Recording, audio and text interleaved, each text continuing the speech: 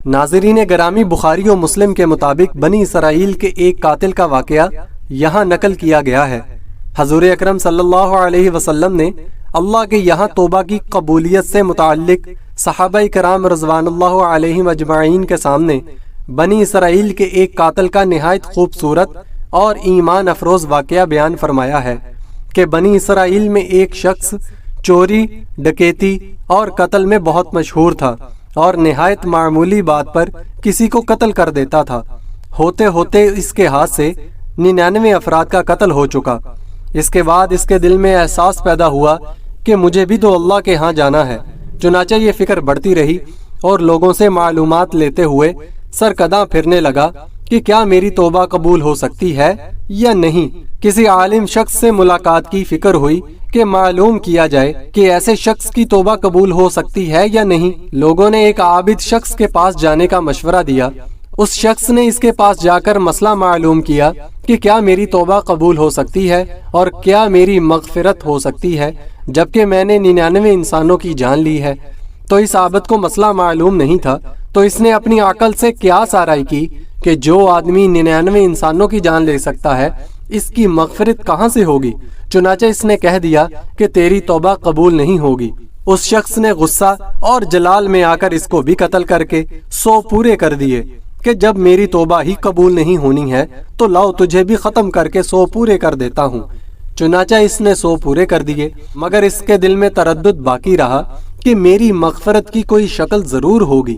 اس لیے اس نے لوگوں سے پھر معلومات کا سلسلہ جاری کر دیا کہ روئے زمین میں سب سے بڑا عالم کون ہے، اس سے جا کر کے معلوم کروں گا، وہی صحیح مسئلہ بتا سکتا ہے۔ آخر لوگوں نے اس کو بتایا کہ فلاں جگہ ایک عالم رہتا ہے، اس سے جا کے معلوم کرو۔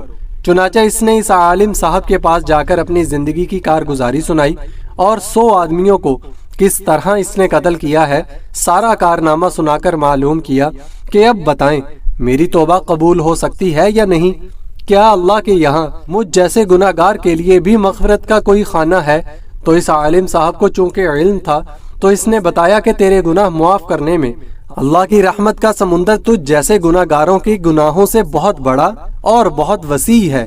چنانچہ اس عالم صاحب نے مشورہ دیا کہ تم فلاں جگہ سفر کر کے جاؤ، وہاں کچھ اللہ کے بندے رہتے ہیں، ان کا مشغلہ صرف اللہ کی عبادت ہے، ان کے ساتھ مل کر اللہ کی عبادت کرو اور نادم ہو کر اپنے گناہوں کی معافی مانگو، انشاءاللہ تمہاری مغفرت ہو جائے گی۔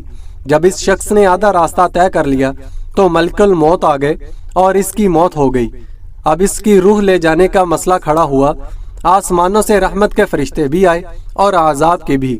رحمت کے فرشتے کہنے لگے کہ اس کی روح لے جانے کا حق ہم کو ہے، اس لیے کہ یہ سچے دل سے تائب ہو کر عبادت کے لیے جا رہا ہے، اور عذاب کے فرشتے کہنے لگے کہ اس کی روح لے جانے کا حق ہم کو ہے، اس لیے کہ اس شخص نے کبھی کوئی نیک کام نہیں کیا، پوری زندگی غفلت میں گنوا دی۔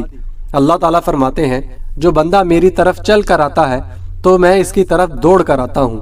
حاصل معلوم ہوا کہ انسان جب بھی سچے دل کے ساتھ توبہ کرے گا تو اللہ تعالیٰ ضرور دعا قبول فرمائیں گے انشاءاللہ۔ یہ واقعہ خصوصاً ان حضرات کے لیے حوصلہ افزائی اور معاونت کا سبب ہے جو کہ بڑے بڑے گناہ کر کے اب مایوسی کی زندگی گزار رہے ہیں، کیونکہ شیطان انہیں مایوس کرتا ہے۔ بہرحال گناہ گاروں کو شیطان کی باتوں میں آ کر مایوس نہیں ہونا چاہیے، بلکہ اللہ کی رحمت سے اچھی امید رکھ کر سچی توبہ کے ذریعے اپنے آپ کو پاک و صاف کر لینا چاہیے۔